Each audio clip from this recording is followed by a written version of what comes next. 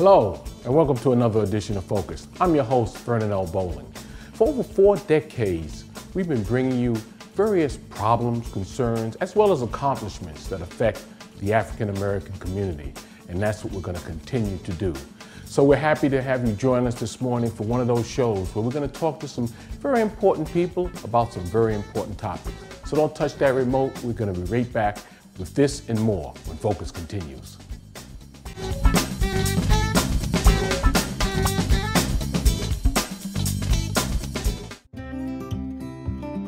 Here at the Audubon Center, we connect inner-city children with nature. Before I came to Audubon, I didn't think about the environment. I see children discovering a universe that wasn't available to them if the center wasn't here. This place teaches you so much. If there wasn't a place like this, I think a lot of people would be missing out. We count on the lottery to help us fund our programs for K-12 students. We need more friends like the lottery in the community.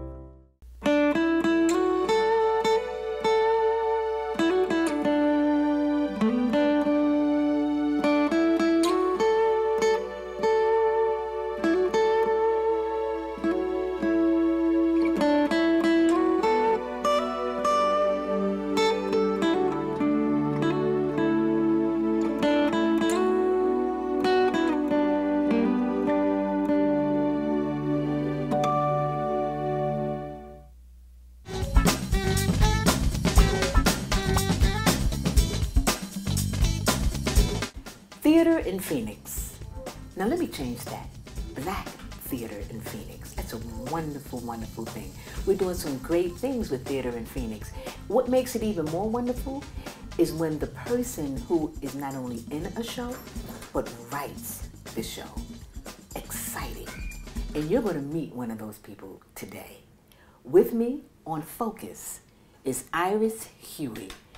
Iris, I am excited to have you on the show. I have been wanting to get you on the show since I saw your movie. Thank you. See, and what I didn't say is that what's really exciting is when the person is not only a playwright, but a filmmaker.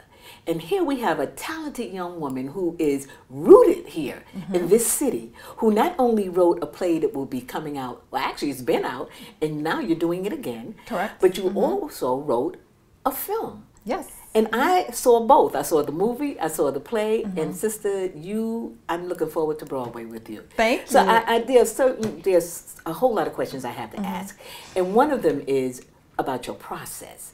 I saw the LoveThing, which is your show, the LoveThing, and your movie was Second Chance. Second Chance. I wanted to say Third Chance because some people need that. But Second Chance. But let's go into the show. Okay. Because that's coming up this weekend. Yes. And I saw it when you had it out at the Black Theater or the Helen K. Mason Theater. It was so hilarious. How did you come up with that idea? Well, this idea, actually, I started writing a similar show many, many years ago, and it was all about relationships, and it also involved poetry because I was heavy on the poetry scene back then. It was something that I actually decided to kind of put on the back burner because I was writing my feature film, and that's when I decided to just move forward with Second Chance. But, you know, fast forward years later, I started writing this show again. I wanted something that was uplifting, something that encouraged people to kind of do their best and to create their best, best relationships that they could. And you know, there's a lot of struggle when you're trying to improve your life and trying to improve things around you. And the struggle can be funny. And so I just started writing these stories, and that's how they came to life. You know, I just sit and I just think about, situations that could be comical. I just, sometimes I daydream, I just ponder, and, ideas, drop into my head. And from there, I create an outline, start adding in some dialogue, and it just goes from there. So here you are, a librarian. Because that's how I knew you worked at the library. Yes, right? I was actually a secretary. Well, librarian, because you had exposure to all of the books, you knew the process. True. So you were a librarian, that's what I'm going to give to you. And you've done that for many years. You were right down there at Burton Bar Library. And now all of a sudden, you quit your job. which is courageous, because a lot of folks won't do that. They won't quit their job to pursue their careers or pursue their passion. And you had the courage to quit your job, and now you are a full-time playwright and a full-time movie maker. And how does that feel? Well, it feels great. You know, I for a long time, you know, I've been saying, okay, I really want to focus on doing what I want to do. And I'm always inspired by people who take a leap without knowing what's going to happen, without, you know, the certainty of, oh, it's not really a leap, I'm just going to walk over here because this is already laid out for me. People who really, when people take a leap of faith, that I am just always so inspired. And I had never really taken a leap like that, you know, myself.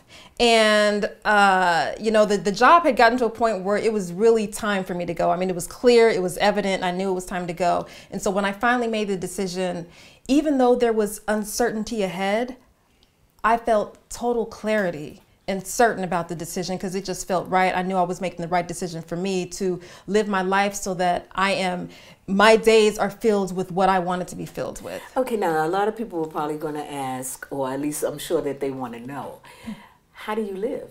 Well, I recently quit my job, and so So you don't know how you're gonna live? Yeah, like right now, right now I am in that uncertainty mode. Like right now, things are not lined up yet. I am actually working on that plan right now. I'm working actively and daily. My plan is to tour this show and to make money with it. And I can see that happening. Because I have to say, if you have not seen The LoveThing, wherever it is, whenever you hear that title, I suggest you run and get your tickets. I laughed from the beginning of the show to the end. Now, that's no... But no, I'm sure you didn't only hear me, because the entire audience was laughing from the beginning until the end. And that's Billy Ramsey that you're hearing in the background, and you're going to hear from him in a few moments. As a matter of fact, you're going to hear from several members of the cast in a few moments. I'm looking forward to that. But I laughed so hard. It was so real. And my first thought was, this piece needs to be on Broadway. Now, I'm from New York, and I've gone to many plays. As a matter of fact, every time I go home, I see another play. And I love theater in New York. This play should be on Broadway. How do we make that happen? I don't know. But I want. That's the goal. That's the plan. I am definitely shooting for that. I was envisioning that earlier today as we were rehearsing.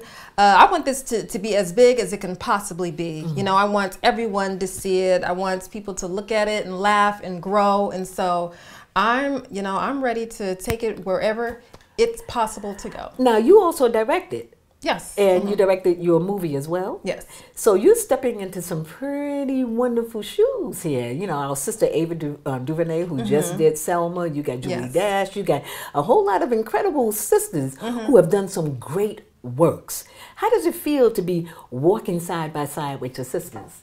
Well, it feels great. I mean, I look at Ava and I am blown away. I'm, you know, pretty much wowed by her. I think it's amazing what she has been able to accomplish. You know, one day I will be there as well. You're there. No one has heard your name. That's all. So you can't say one day you'll be there, because you are literally on that road. The difference is that they know her name. And they didn't know her name before Selma. True. Not very many people knew her name before Selma. Some folks knew. A lot of folks knew, but not on the massive scale. Same with Iris Huey. They don't know your name yet, well, but they will know your name. Now, I want to go back more into your process again. Okay. I know you said that you just kind of have thoughts flow through your mind, and then you write them down. But what really inspires you? What motivates you? And what do you do? Well, okay, one thing I'm very motivated by is relationships. I love talking about relationships. I love stories about relationships. I just love the different dynamics, all the different, there's just so many levels. There's so many places that you can go with relationships. And both your pieces are on relationships. Second Chance is on relationships, and The LoveThing is on relationships. Yes, exactly. And so there's just so much, there's so many different directions you can go. And I like to deal with the people individually. And I like to show how people have to grow and evolve in order to overcome whatever obstacle or circumstance they're experiencing in their relationship. So I love to create stories around that. And so usually if when I am working on a story. I have a vision for what I want it to be, so I hold that vision in mind. I hold the idea of what I want to accomplish, whether I want to showcase the, this is about, communicating honestly. So I have that idea, and I just imagine different stories. I let, stories like that come to mind, and usually when something hits, or usually what happens is I'll get various, ideas, story ideas, but when I get a story idea that comes with dialogue included, that's usually when I know it's the one. So do you become each of the characters when you're writing? Yes. Oh, yes. Oh, I was acting out all the roles when I was writing this. Definitely. Really? Yes. In fact, there's so many roles. I wish I could have played all of them, basically. The first one the show opens with was just Socks and Lingerie. For the first show, Divine played the part of the character that you'll see her, she kind of switches characters for each role that she plays. And for that particular one, I was like, oh man, I want to play both of these roles. So I was like, that's not possible. So I need to pick one. But yes, I definitely get involved, and because I want it to feel real. That's very important. I want it to feel real. And so I make sure that that it feels good, and when I'm acting it out, it feels real to me and natural. And then, I move forward from there. So what happens when you feel, how do you know when it's ready? How do you know that this is ready for prime time? I'm ready to put this on the stage now. You know what? I will be honest. There's times when I feel like, oh, this is definitely right. I like this. It's making me laugh. It feels good. It's just exactly what I need it to be. And then there's times where I'm like, I kind of like it, or I'll say I like it, but is this right, or how is this going to be perceived? Where I have doubt as far as whether people are going to like it or not, and then I only know from response, like feedback. So don't go any further, because we're going to have to take a break right now. But when we come back, we'll have more with Iris Huey, and then you'll also meet some of the cast from The LoveThing. We'll be right back.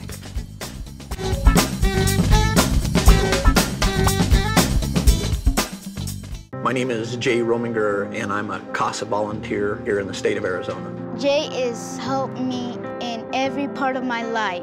CASA is a court-appointed special advocate. You advocate for children who have no one else to speak for them in court. He's one of my top friends in the world. He wants a family. He wants to be adopted. He wants a mom and a dad and normality. It's really because of the Arizona Lottery funding that we are able to serve these children that need a voice, that need a Jay in their life. What would you do if you had to choose between the buffalo and the giraffes? Between a flower or an elephant? What would you choose? What if you had to decide between a 100-year-old tree and a million-year-old beach? Between drinking clean water or breathing clean air? Would you make the right choice? Would there be a right choice? Now there's a way to help. Not just one, but all these things. EarthShare, the world's leading environmental groups working together. It's one choice we can all live with. Ask your employer about workplace giving.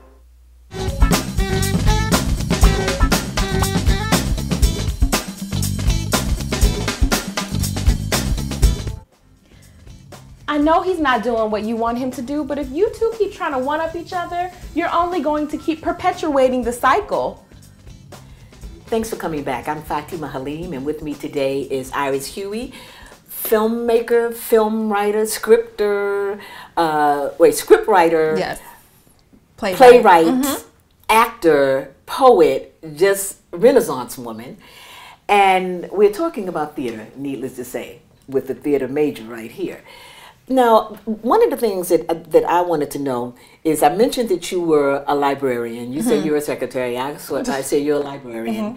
And how did you say, I'm going to do movies. I'm going to write. I know it's because you like relationships, because are all your movies going to be on relationships? Or, how did you make that decision? Oh, and when did that happen? Well, it happened, December 30th was my last day.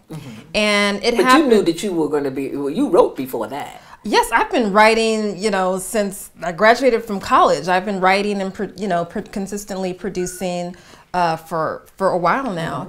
And so it's always been a passion of mine, and it's always been, you know, and for the last 7 years, because I worked there for 7 years, it's been something that I've been doing, you know, on the side.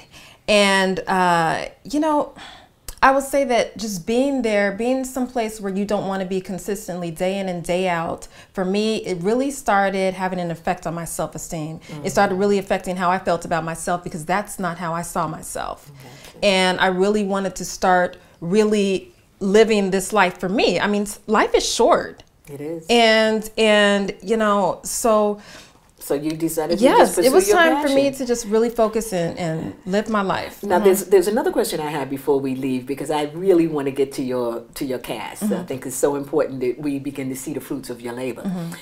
What, how do you choose your cast? How do you decide this person is good for that particular character that I want to play every single one of them? How do you make that decision? Well, what I do during my auditions, a lot of times, to be honest, I can just see it right away. A lot of times I can just see it right away.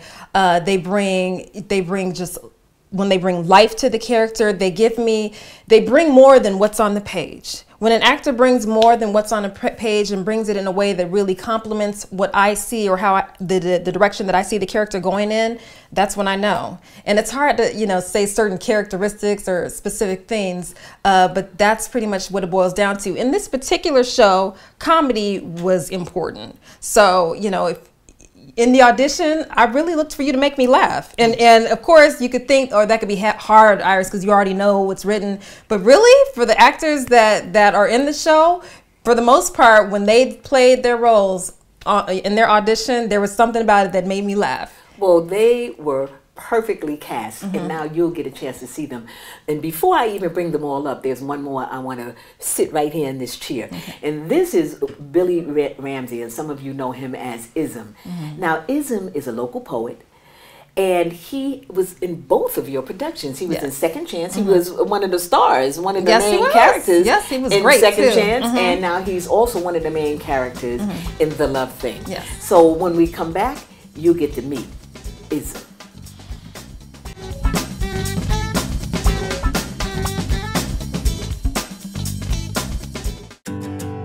One thing you got to learn when you're a rancher, leave it better for the next generation. I'm Jim Ohako. I'm a rancher at a place called Shovelin Butte. Arizona Game and Fish has been working with Jim Ohako to maintain and enhance wildlife habitat. Without the lottery, we couldn't do the work we're doing, and we couldn't make the efforts that we are right now. This ranch is like a family member. It's just part of us. And I think through these projects that we've done, it is better. It's a win-win situation. We're improving the habitat for everything for future generations.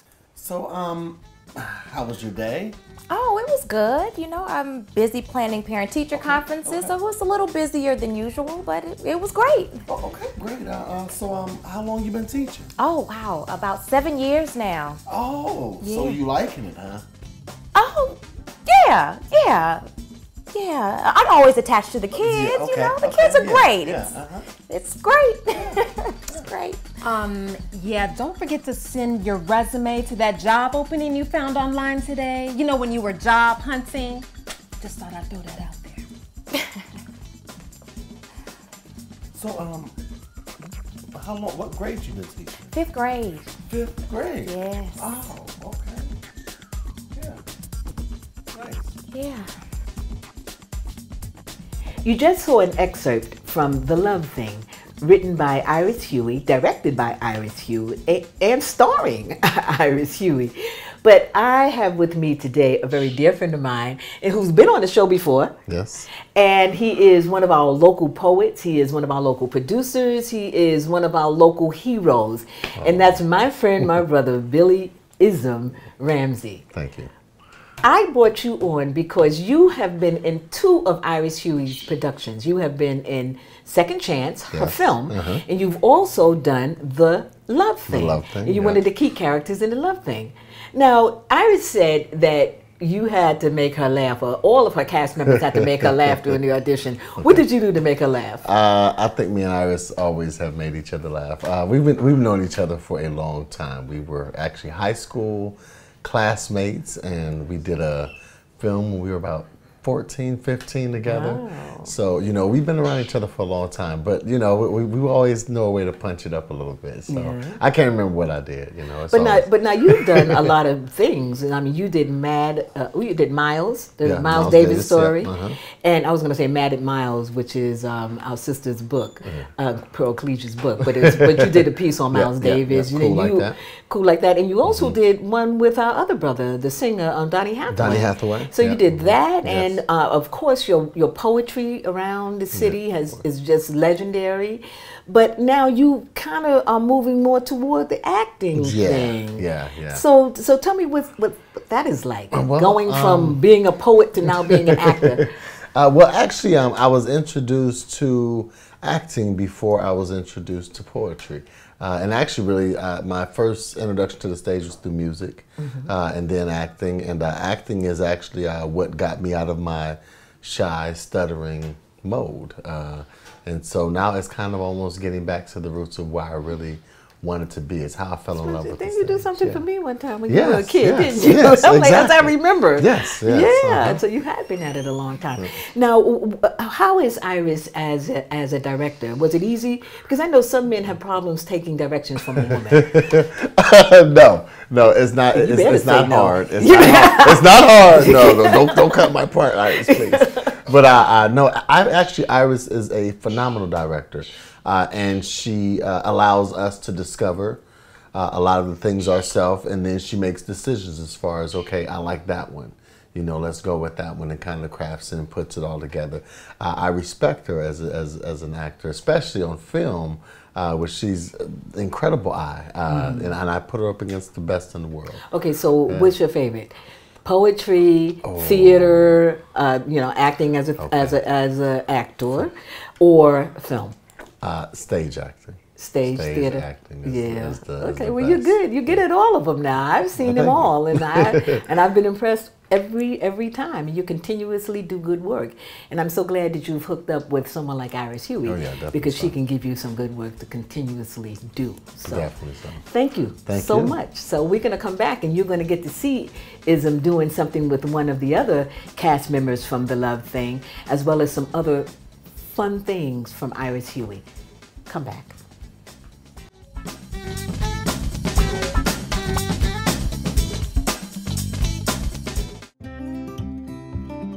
Here at the Audubon Center, we connect inner city children with nature. Before I came to Audubon, I didn't think about the environment.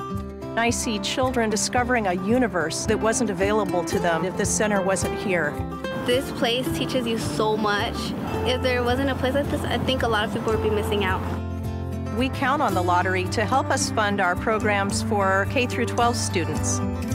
We need more friends like the lottery in the community.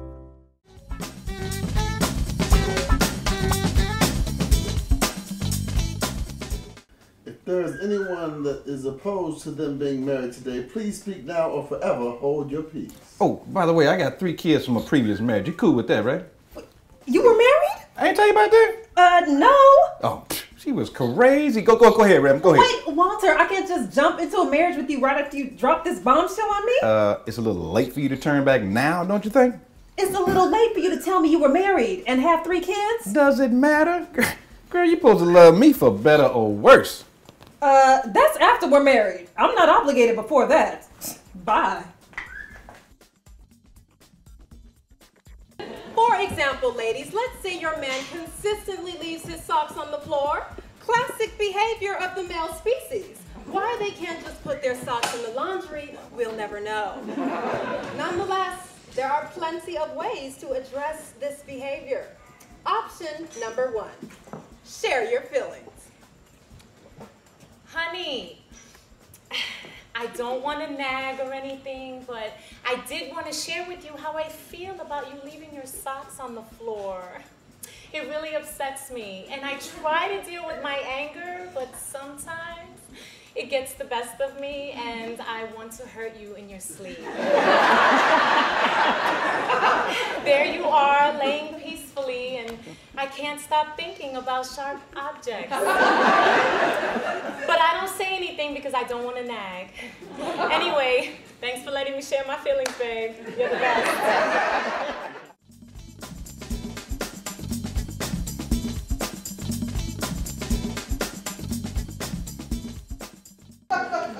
I have prepared for you roasted duck with a balsamic and apricot sauce, wild rice, and for dessert, tiramisu. You made all that? Yes, I would do anything for you. You are so wonderful. But I can't let you do everything. You know what? I will do the dishes. I would never let you do the dishes. What kind of man lets his wife do the dishes? And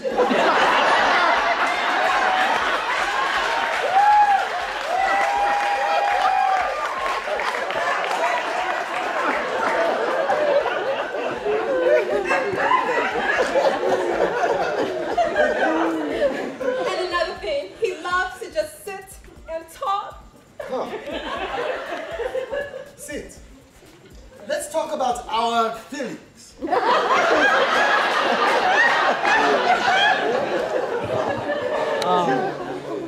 You are the most amazing and beautiful woman.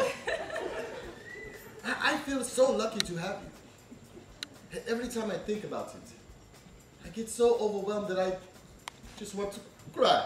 You are so sweet. Enough about me.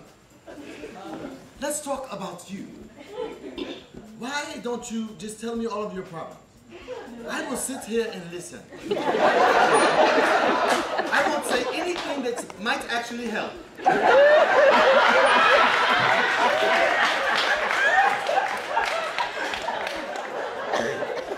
Isn't he amazing?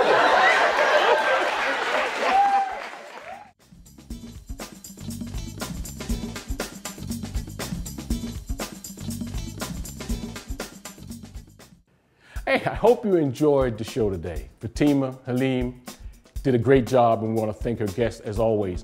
And speaking of always, if you'd like to communicate with us, you can still write to us at Focus, P.O. Box 33697, Phoenix, Arizona 85067. Or if you'd like to email us, please email to us at the address that's on the screen.